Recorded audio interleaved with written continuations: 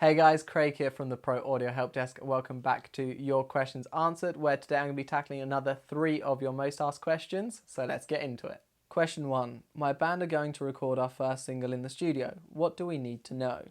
Now this is a great question because everyone feels the same. It is always daunting going into the studio for the first time, but there are a few things to consider here. Number 1 is to be prepared. Now I know that sounds really obvious, but the more prepared you are before going into the studio, the more fun, enjoyable and productive your time there is going to be. Now the best way to do this is through pre-production.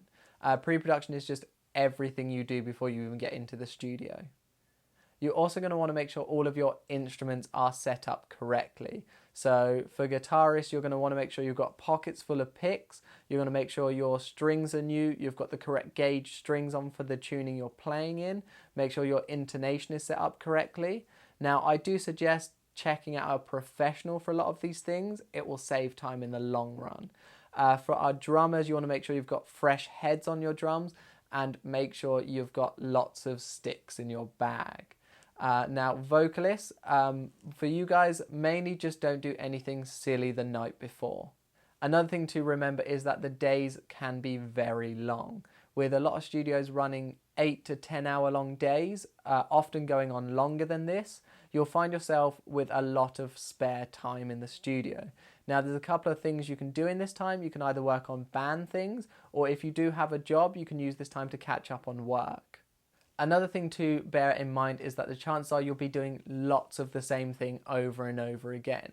This is especially true in our case of our vocalists, where we've got lead lines, we've got doubles, we've got backing vocals, and we've got harmonies. It's always good to be aware that you'll often find yourself doing the same thing over and over again. One thing that's really good to make sure is clear before you even get into the studio is that the engineer understands your vision. Now, a really good way to do this is to offer up reference tracks. Now, these can either be songs that you love or songs that you hate. This way, your engineer will know what to go for or what to avoid, and the chances are you'll end up with a much better product for it. Another thing that's really important to make clear before you even get into the studio is what the expectations for your project are. Now, one of the biggest causes for customer dissatisfaction is unmet expectations. If both you and your engineer are on the same page as to what you want out of this project, then you've got a better chance of it being a successful one. Now, this probably seems really obvious, but it can be expensive to record. This is the number one reason why a lot of bands have started doing DIY home recordings, but depending on the studio, the engineer and the location you're recording at, the price can change quite a lot.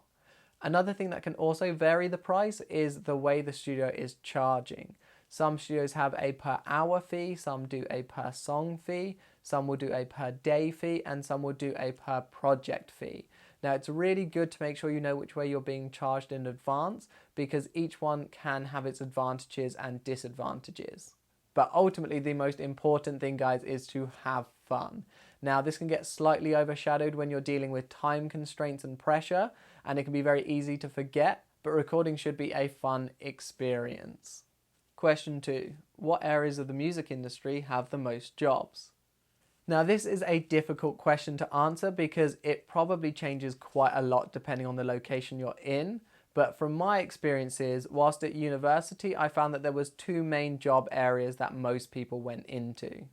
The first one is live sound. Now, I think this is probably down to the fact that so many different types of venues are hosting live events these days, from pubs, bars, clubs to theatres. There's a lot of demand for live sound engineers. Now, this gets even greater once you start scaling up to bigger venues where you're dealing with kind of big shows where you need an entire crew. And once you start getting to this point, you often need 2 sets of monitoring as well. You have the front of house monitoring and the on-stage monitoring. Now, in a lot of smaller venues, this is done by one person, but once this starts getting scaled up, this is often done over multiple people. So you're now looking at more than one person per event. And the second one is acoustic consultancies. Now, whilst I was at university, companies were crying out for acoustic consultants. And this is the job that the majority of the people on my course ended up doing. And although it's not the most glamorous job in the world, with most of the day-to-day roles involving standing out in a field with an SPL meter, it's well paying and it's not too hard to get into. The job doesn't require any outrageous qualifications, and even the qualifications you do need, in most of the jobs that I've seen, the companies will actually fund you to undertake the qualifications for them. But if you guys out there know of any other jobs out there that are crying out for people that I've not mentioned, please do drop them down in the comments below. Question 3. Do I need to move home to have a career in audio? Now, like with most things, this very much depends on what job you're after and what you want out of life, so it can be a yes or a no. Now, if the job you're looking to do is predominantly freelance and involves traveling all over the place, or you can do it online, then you really don't need to move. However, if the job you're after involves you being in person in one fixed place and you do live in a small town, the chances are there may be limitations to your opportunities there, so you may want to consider moving. Now, this isn't always the case, but it's certainly something to consider. Whereas if you do live in a big or major city, there will be lots more opportunities out there for you, not only for work, but also to network, which is equally as important. You may just need to ask yourself, will I regret not moving? Now, if you do make the decision to move, please do consider that it's not always a wise move to just up sticks and leave.